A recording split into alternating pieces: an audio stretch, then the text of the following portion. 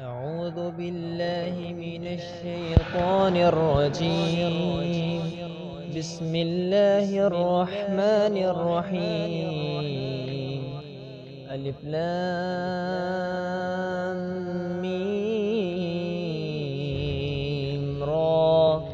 تلك آيات الكتاب والذي أنزل إليك من ربك الحق ولكن أكثر الناس لا يؤمنون. الله الذي رفع السماوات بغير عمد ترونها.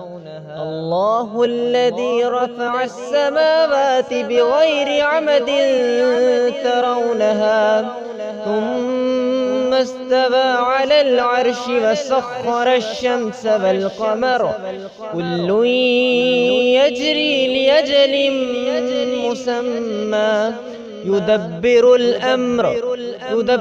الأمر يفصل الآيات لعلكم بلقاء ربكم توقنون. وهو الذي مد الأرض وجعل فيها رواسي وأنهارا ومن كل الثمرات جعل فيها زوجين اثنين يغشي الليل النهار إن في ذلك لآيات لقوم يتفكرون. وفي الأرض قطع متجاورات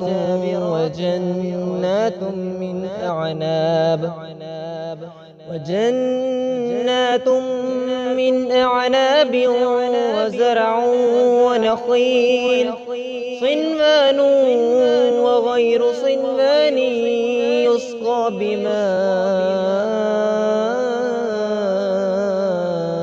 واحد ونفضل بعضها على بعض في الأكل إن في ذلك لآيات لقوم يعقلون.